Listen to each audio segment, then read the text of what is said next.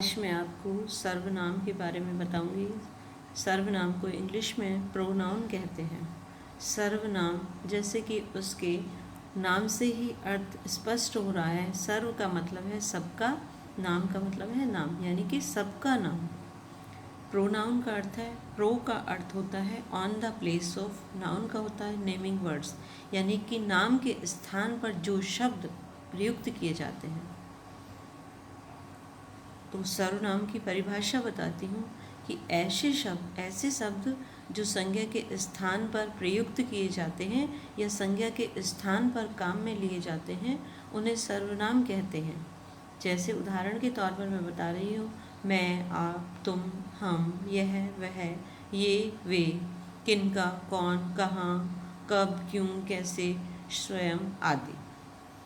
इसी प्रकार अब मैं सर्वनाम के प्रकार के बारे में बता रही हूँ। सर्वनाम के 6 प्रकार या 6 भेद होते हैं। पहला होता है पुरुषवाचक सर्वनाम। पुरुषवाचक सर्वनाम जो होता है उसमें 3 प्रकार का होता है।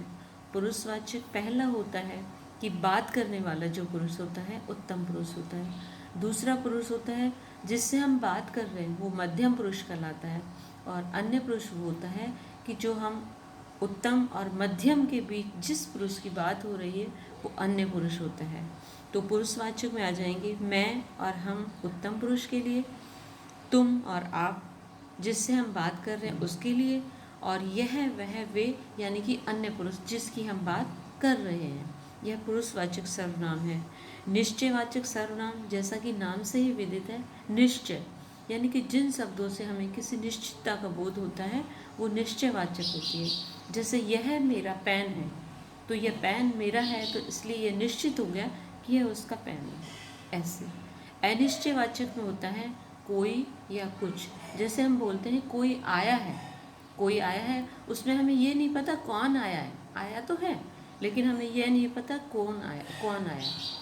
तो इसलिए कोई जो शब्द होता है वो सजीव के लिए होता है और कुछ जो होता है वो निर्जीव के लिए होता है। जैसे अपन कहते हैं दूध में कुछ गिर गया है, घी में कुछ गिर गया है, तो कुछ जो होता है वो निर्जीव के लिए होता है। यह अनिश्चयवाचक सर्वनाम है। संबंधवाचक सर्वनाम जिससे हमें संबंध का बोध होता है, जैसे का, के, की, रा, रे, री।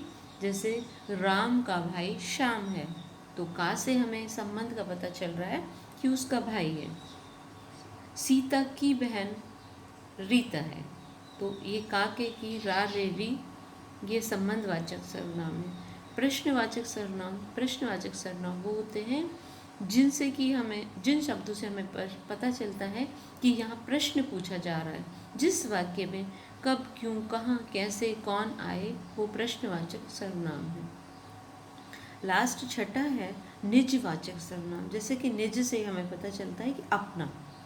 निजवाचक सर्वनाम होते हैं जिन वाक्यों में हमें अपने आप, स्वयं, खुद हो, वो निजवाचक सर्वनाम होते हैं। इस प्रकार मैंने आज आपको सर्वनाम की परिभाषा व सर्वनाम के भेद के बारे में बताया। इससे पहले मेरा पहले संज्ञा का वीडियो जरूर देखें और देखने के बाद आपको यदि पसंद आए तो मेरे चैनल को सब्सक्राइब करें, लाइक करें। धन्यवाद।